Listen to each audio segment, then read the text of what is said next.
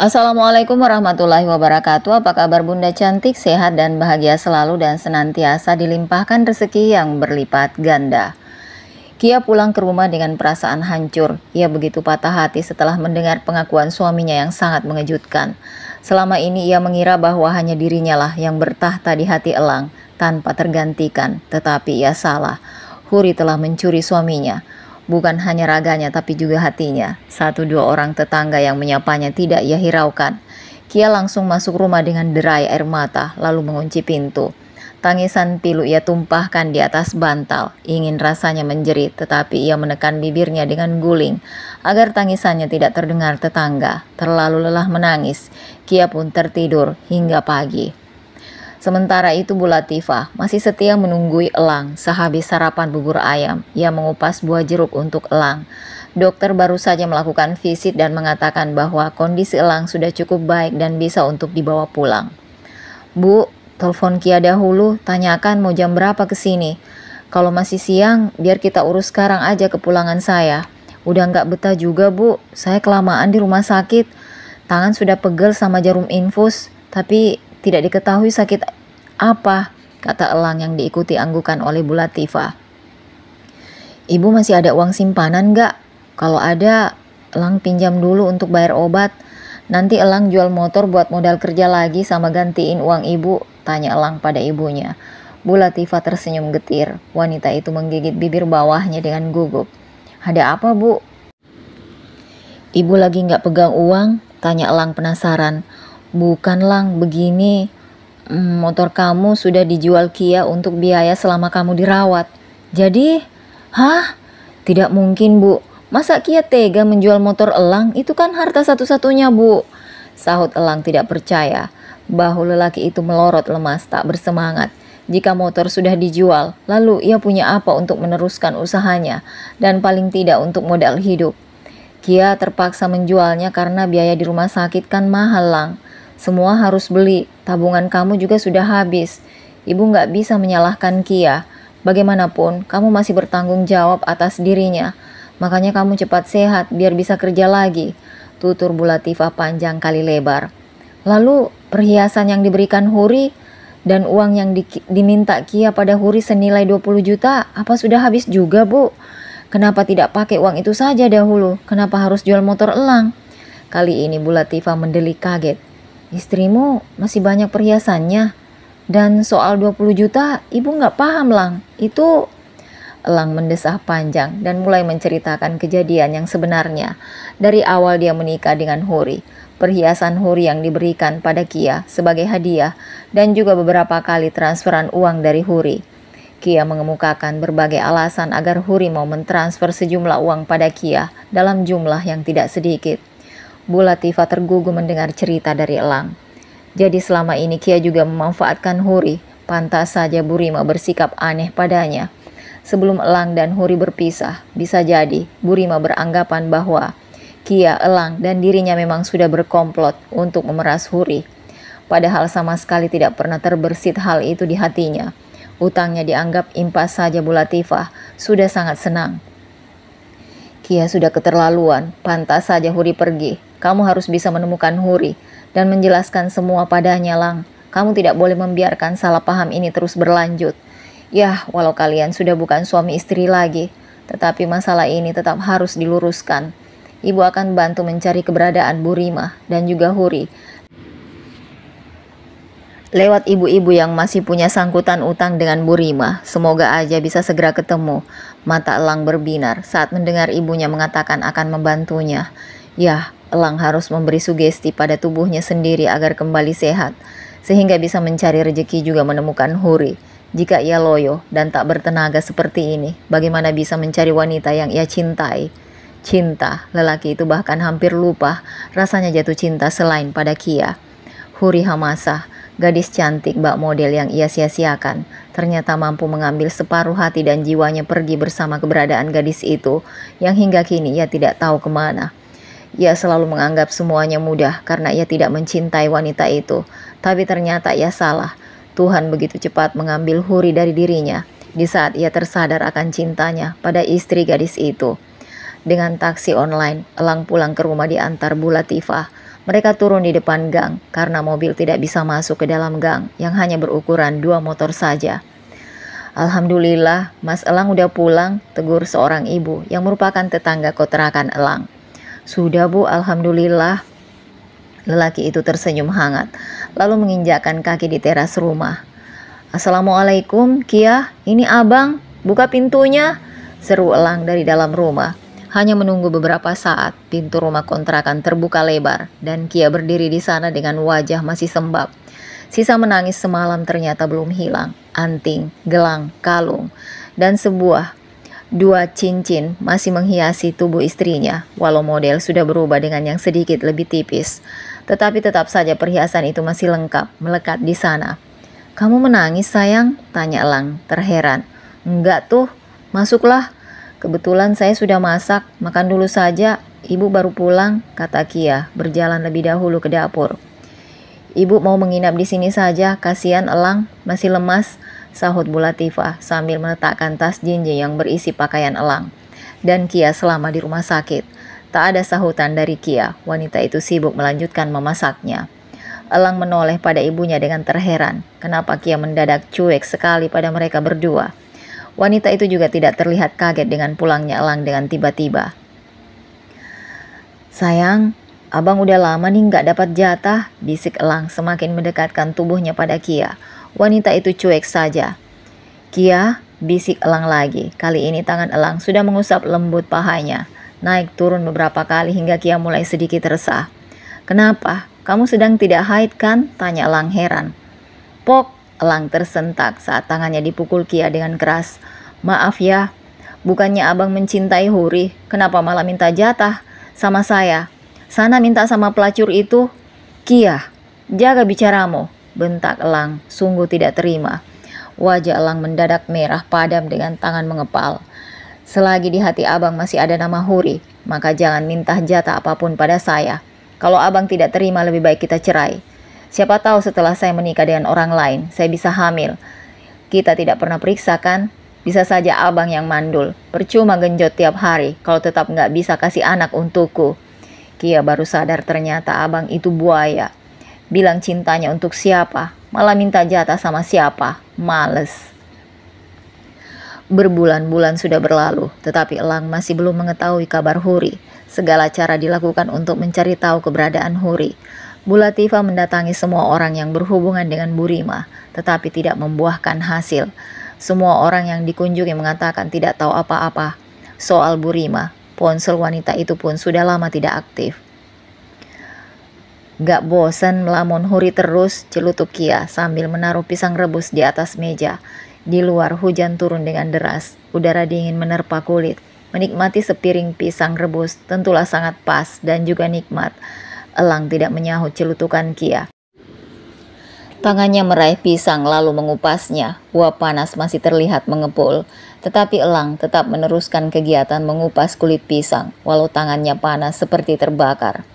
Bang, aku haid lagi. Kayak Kia membuka percakapan sore ini. Elang menoleh sekilas, lalu menghela nafas dalam. Ya sudah, tidak apa-apa. Mungkin memang bukan rezeki, kata Elang menyahuti. Ia sudah terbiasa dengan kabar Kia yang terus-menerus datang bulan setiap bulan. Tidak ada harapan sepertinya. Entahlah, Elang sudah terlalu antusias. Lelaki itu mengunyah pisang rebus dengan lahap sambil memperhatikan televisi. Sedangkan Kia bersungut turun dari kursi, lalu memilih pergi masuk ke dalam kamar. Jangan salahkan kenapa suami kamu berubah, karena sedikit banyak itu karena sifat egois kamu. Harusnya kamu bersyukur, Elang tidak meninggalkan kamu karena Huri. Tetapi demi kamu ia menjadi kehilangan Huri. Jangan terlalu ketus padanya, karena bisa saja emosinya meledak seketika, dan talak itu akhirnya keluar dari bibir Elang. Kia melamun menatap langit-langit kamar, sambil mengingat kembali pesan ibu mertuanya. Ia pernah bercerita perihal sikap Elang yang banyak berubah. Bukannya membela dirinya, Bu Latifah justru menasihati dirinya panjang lebar. Lalu, aku harus apa? Ikut mencari Huri? Ogah, bisik hati Kia, diselimuti emosi yang perlahan naik ke kepala. Ting, sedang apa mbak? Sudah makan belum? Kia membaca pesan dari salah satu teman dunia mayanya. Sebenarnya pemuda ini sudah lama mengirimkan pesan berbasa-basi menanyakan kabar. Tetapi tidak pernah ia gubris. Namun malam ini hatinya merasa kecewa dengan Elang, maka ia pun membalas dengan biasa saja. "Sedang melamun, kamu siapa sih?" Kia menunggu balasan pesan berikutnya dengan cukup penasaran. Pemuda itu jarang membuat status di media sosial dan sesekali saja nampak muncul online. "Saya Jailani, salam kenal Mbak. Nama kamu jadul. Ada kepanjangannya Mbak?" "Apa?" "Jailani aja dulu, siapa tahu cocok." Tawarnya Kia pun terdengar sampai ke ruang tamu. Elang menoleh ke arah kamar lalu kembali menghela nafas.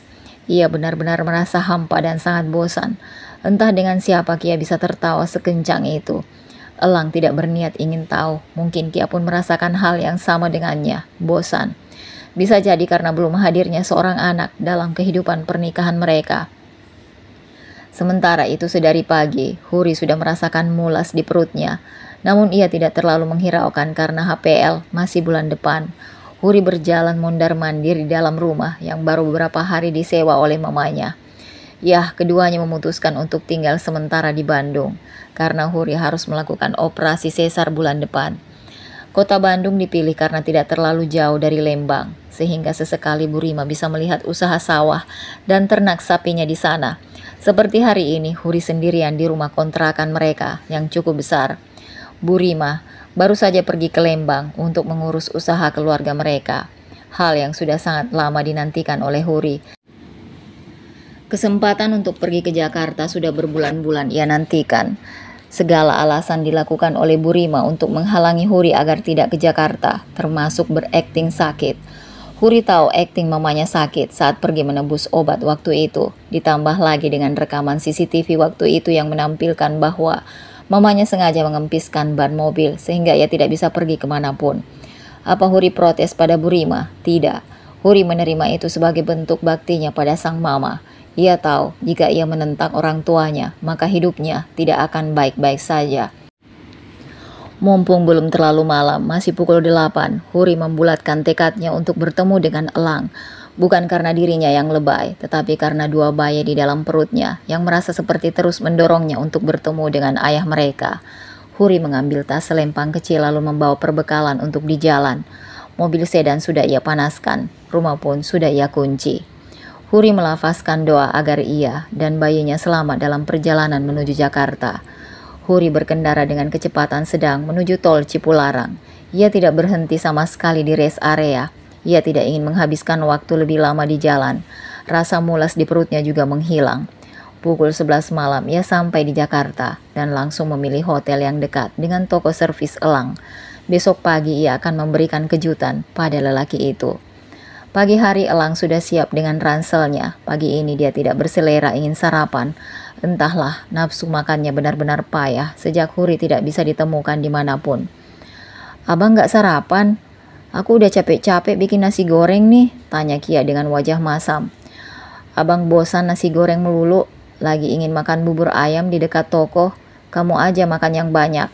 Kalau nggak kasihin tetangga sebelah, ya udah, abang berangkat ya. Assalamualaikum." Kia mengangguk lalu mencium punggung tangan suaminya. Ia melepas kepergian Elang sambil melambaikan tangan, lalu bergegas masuk ke dalam rumah untuk mengambil ponsel. Satu nama muncul di layar ponselnya. Heri Jailani, pemuda yang semalam berkirim pesan dengannya cukup lama. Kia tersenyum saat pemuda itu kembali menanyakan dirinya sedang apa. Sementara itu, Elang memarkirkan motornya di depan gerobak tukang bubur yang letaknya tidak jauh dari toko servis miliknya. "Bang, satu ya, nggak pakai kacang." Pedagang bubur sigap membuat pesanan Elang. "Bang Elang, aduh." Elang menoleh saat pundaknya ditepuk pelan oleh Hendra dengan nafas terengah-engah. Hendra sedikit membungkuk karena kelelahan. "Bang, lu ke toko cepat. Ada wanita hamil nyariin lu bang. Cepat." Elang melotot kaget. Ia segera turun dari motornya tanpa memperdulikan panggilan tukang bubur. Ia berlari sangat kencang lalu menyeberang jalan dengan sembarangan. Hampir saja sebuah sepeda motor menyerempetnya, tetapi untunglah ia selamat. Elang tergugu melihat dari kejauhan. Seorang wanita sangat cantik yang sudah sangat ia rindukan, tengah berdiri sambil mengusap perut yang sangat besar. "Huri!" teriak Elang begitu tak sabar. Huri menyipitkan matanya saat menoleh pada sumber suara yang meneriaki namanya. Wanita itu tersenyum begitu hangat sambil menunjuk perutnya yang buncit. Kemudian menunjuk Elang. Lelaki itu menutup mulutnya tidak percaya dan matanya yang sudah siap menumpahkan air bening. "Huri, kamu ini..." Elang tidak tahu harus berkata apa saat melihat mantan istri keduanya tengah tersenyum begitu hangat padanya dengan perut sangat besar. Kedua tangan Elang meremas rambutnya kasar sambil berusaha menahan rona bahagianya. Tidak, ia benar-benar menjadi lelaki paling bahagia di dunia dan dia harus memperlihatkannya pada semua orang. "Apa abang tidak ingin menyentuh mereka?" tanya Huri dengan perasaan sama bahagianya. Alis Elang bertaut. "Mereka?" gumam Elang sangat pelan. Huri menaikkan jari telunjuk dan jari tengahnya menunjukkan angka 2.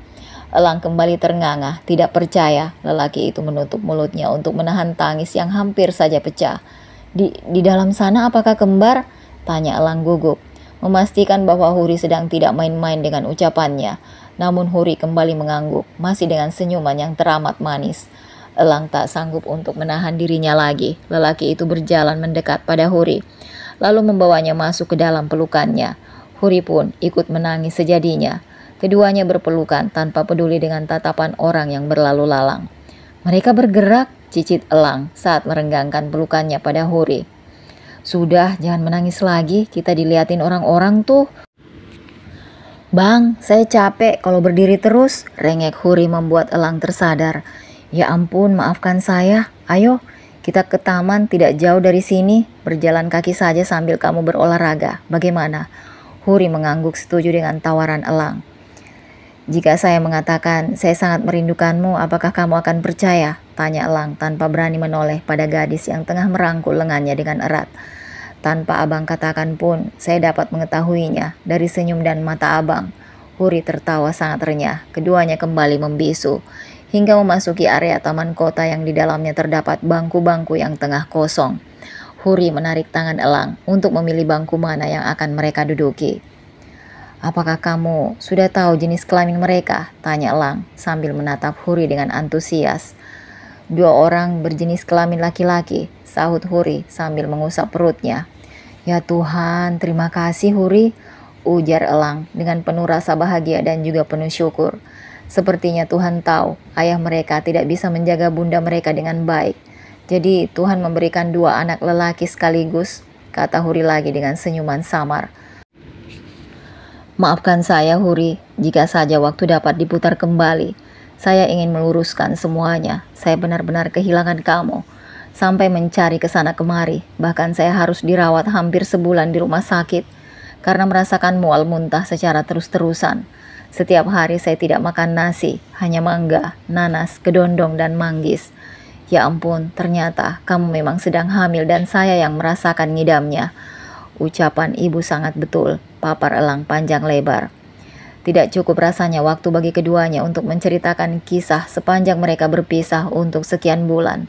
Matahari siang pun perlahan naik dan Huri mulai merasakan tenggorokannya begitu kering. Huri bahkan sudah duduk di tanah berumput karena rasa sakitnya yang sungguh luar biasa. Huri mendapati tengah meringis kesakitan sambil memegang perutnya. "Huri, ya Tuhan, kenapa? Sakit bang, mungkin mereka sudah mau lahir," cicit Huri dengan wajah sudah berpeluh.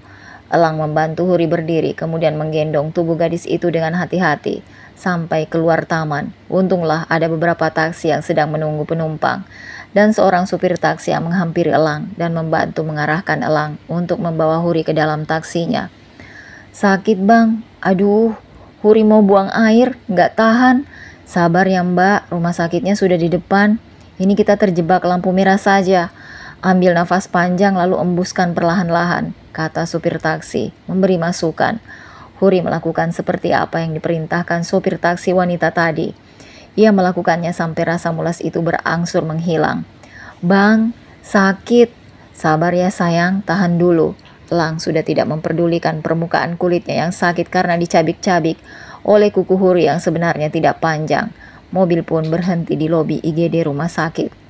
"Terima kasih Bu," kata Elang sebelum berlari, membawa masuk Huri yang semakin kesakitan. Mereka diarahkan naik lift menuju lantai 3 di mana ruang tindakan untuk melahirkan ada di sana. 30 menit kemudian, Huri melahirkan. Huri masih terbaring lemas di berangkar rumah sakit. Tatapannya lurus memperhatikan Elang yang tengah mengasankan kedua anak kembar mereka. Suara lelaki itu begitu merdu dan sangat fasih sehingga memberi rasa tenang dan haru di dadanya Huri yang mendengarnya.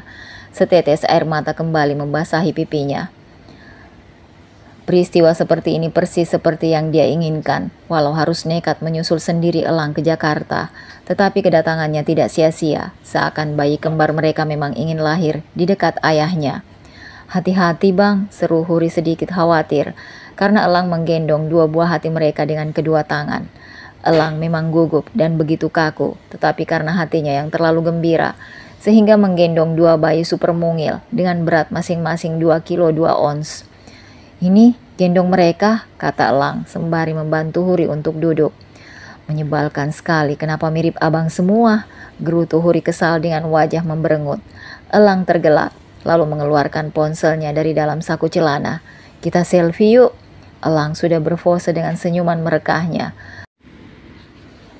Begitupun juga dengan Huri yang begitu sumringah, tidak hanya foto selfie.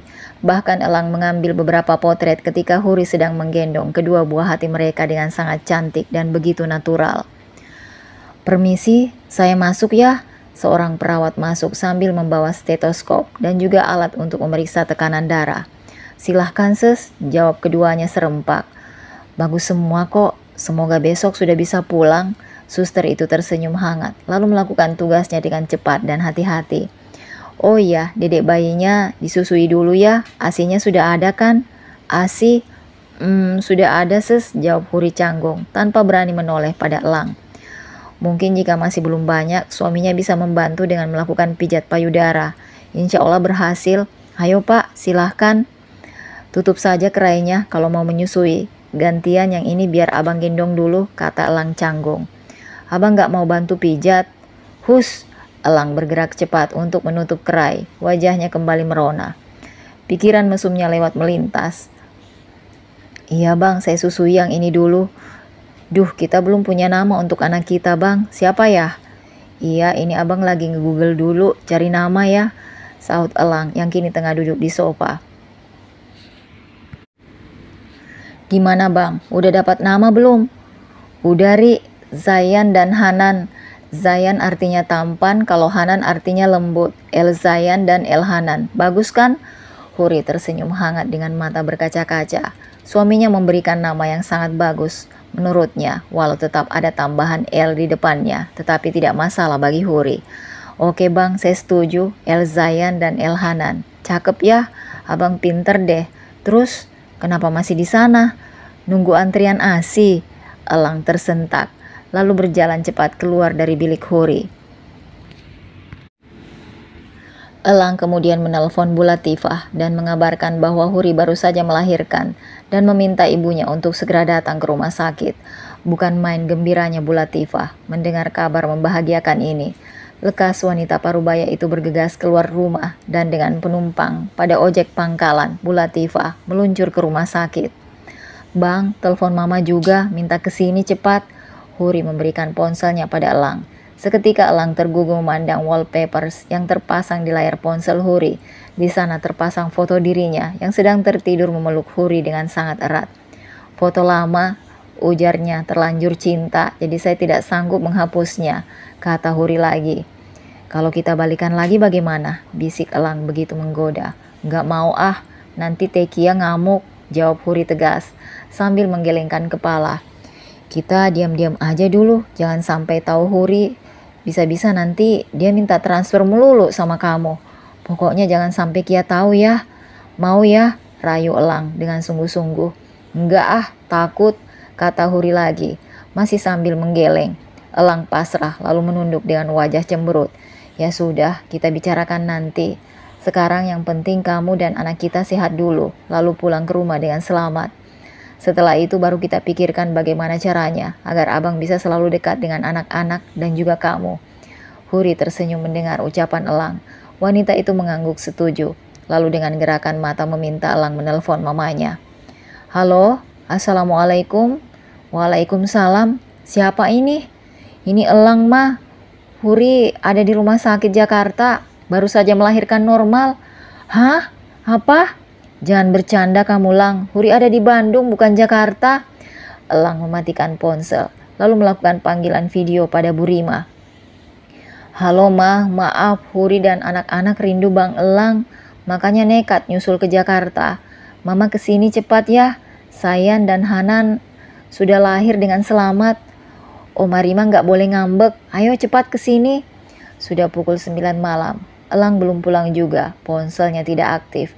Begitu juga ponsel mertuanya. Kia mulai resah, pasti suaminya tengah berkeliling mencari Huri. Wajahnya begitu masam sampai-sampai tak bersemangat membalas pesan dari teman chattingnya. Kia teringat akan Hendra, anak STM yang tengah magang di toko suaminya. Dengan cepat ia mengetik nomor ponsel Hendra. Halo Hendra, ini saya Bu Kia. Pak Elang kemana ya? Tadi toko tutup jam berapa? Hari ini toko nggak buka Bu. Pak Elang pergi bersama wanita hamil. Mbak Huri namanya kalau tidak salah. Apa? Hamil? Huri? Jangan sok tahu kamu. Iya Bu, orangnya perutnya gede banget. Kayak balon mau meletus. Masa isinya genderuwo? Jadi Pak Elang pergi dengan wanita itu? Iya Bu, udah dulu ya Bu. Pacar saya manyun nih. Saya terima telepon dari ibu. Kek, turun, biar saya yang bawa deh. Duh, kemana si Udin pangkalan? Yang ada malah kakeknya yang lagi ngetem. Omel Bu Latifah dengan tak sabar. Kakek Udin turun dari kemudian, lalu pindah ke belakang. Pria tua itu duduk mengangkang sambil berpegangan erat pada pinggang Bu Latifah. Jangan kekencengan kek, gak bakalan kakek kejengkang. Makanya kalau udah tua itu inget umur. Segala, pakai ojek. Udah aja di rumah ikut pengajian, banyakin amal karena udah deket waktunya. Ini malah jadi nyusahin saya. Jadi saya yang bawa motornya. Bu Latifah masih mengoceh panjang lebar sambil mengendarai motor ke Udin dengan begitu semangat. Polisi rebahan, ia tabrak, tikungan tajam, ia pun ikut miring bagaikan pembalap. Lampu merah hampir saja diterobos karena ingin buru-buru sampai di rumah sakit. Jilbab yang dipakainya berkibar menerpa wajah Ke Udin yang tengah memucat di belakang sana. Kakek tua itu berpegangan sangat erat pada baju Bu Latifah. Bukannya ia jatuh dari motor, tapi ia takut tubuh kurusnya ikut tertiup angin karena Bu Latifah mengendarai motor dengan kecepatan 80. Akhirnya, gumam Bu Latifah pun kelegaan. Dengan cekatan, ia membuka helm, lalu diberikan pada Ke Udin yang masih duduk di boncengan dengan gemetar. Terima kasih Kek, kalau jantungnya masih lemas untuk bawa motor lagi, nunggu aja dulu sebentar ya. Tanpa menunggu balasan dari Ke Udin, Bu Latifah langsung berlari menuju kamar VIP yang sudah diberitahu oleh Elang sebelumnya. Ya Tuhan, untung saya selamat, gumamnya dengan air merembes di jok motor, kata kakek Udin. Bu Latifah berjalan cepat di lorong VIP lantai 3, jantungnya berdebar dengan sangat cepat. Semoga cucu gue gak kayak bapaknya waktu bayi, buluk, gumam Bu Latifah dalam hati. Ceklek, Elang, Huri, panggil Bu Latifah sambil mendorong pintu kamar perawatan. Halo nenek, selamat datang, seru Elang sembari memamerkan 2 bayi di dalam gendongannya. Bu Latifah mendelik kaget dan langsung berjalan cepat menghampiri Elang. Ini bayi siapa yang lu rampok, Lang? Kok 2? Kok mukanya sama? Mirip lagi sama lu. Bu Latifah memperhatikan wajah kedua bayi itu dengan seksama, lalu menoleh pada Elang dan juga Huri. Gadis itu mengangguk sambil menunjukkan angka 2 dengan jarinya. Kembar? Tanya Bu Latifah terbata. Hore, pekik Bu Latifah terlalu gembira. Cepat wanita parubaya itu ke kamar mandi untuk mencuci tangannya dan juga mengganti gamis yang ia pakai. Bu Latifah memang sudah membawa bekal baju ganti di dalam tote bag berukuran sedang. Sudah antisipasi untuk menginap di rumah sakit menemani Huri begadang. Sini nenek gendong, pinta Bu Latifah sambil mengulurkan tangannya. Wanita itu berair dan tak lama kemudian pipinya pun basah oleh air mata. 2 bayi tampan dalam gendongannya sangat mirip dengan Elang. Terima kasih untuk hadiah sempurna dalam hidup ibu. Bukannya hanya 1, tapi 2 cucu sekaligus. Terima kasih Huri. Bu Latifah menangis sambil menikmati pemandangan 2 bayi yang tengah tertidur di tangannya. Siapa namanya? El Sayan dan El Hanan Bu, bagus kan? Tanya Huri balik sembari memperlihatkan senyuman terbaiknya. Pasti dia yang berikan namanya, sinis Bu Latifah sambil melirik Elang. Huri tertawa kecil sambil mengangguk. Tidak apa-apa Bu, ayahnya yang memang harus memberikan nama. Huri menoleh pada Elang yang kini bersemu merah di wajahnya.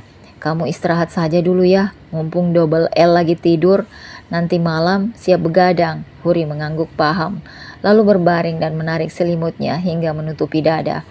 Bu Latifah berjalan menjauh lalu menaruh dua cucunya ke dalam box bayi. Wanita parubaya itu mengambil kursi lalu duduk di dekat box bayi, memandangi dua cucunya yang terlelap dengan penuh haru. Lagi-lagi air matanya turun membasahi pipi. Abang mau apa? Tanya Huri keheranan saat Elang masuk ke dalam biliknya dan duduk di ujung kakinya. Lelaki itu tersenyum dengan penuh semangat. Biar abang pijat, kamu pasti lelah. Hampir 9 bulan mengandung bayi kembar tanpa abang di sisi kamu. Abang merasa bersalah sekali, maka dari itu abang ingin memperbaiki semuanya. Abang cuma mau bilang, abang sayang sama kamu Huri. Abang cinta sama kamu. Abang mau kamu dan anak-anak kembali bersama abang. Soal Kia, abang akan bicarakan hal ini baik-baik padanya. Semoga Kia setuju jika abang kembali menikahi kamu. Kemudian untuk hal yang waktu itu Kia lakukan, meminta uang sebagai bentuk ganti rugi. Abang mohon maaf karena abang tidak tahu. Abang janji akan menggantinya. Abang akan tanggung jawab. Dan abang pastikan Kia tidak akan berani memeras kamu lagi. Kita akan mencari rumah kontrakan yang jauh dari rumah Kia. Nggak apa-apa abang bolak-balik jauh. Asal saat pulang kerja, abang bisa melihat anak-anak dan juga ibunya. Tolong pikirkan ini ya. Abang benar-benar sayang sama kamu. Huri tersentuh dengan ucapan memohon Elang. Ia pun sebenarnya ingin tinggal dan hidup bersama dengan suaminya. Tetapi mamanya masih belum memberikan restu. Yang lalu biarlah berlalu, begitu kata mamanya, dan Huri masih belum berani membantah. Huri tetap izin pada mama ya bang, semoga aja kita dapat restu, kata Huri sambil tersenyum.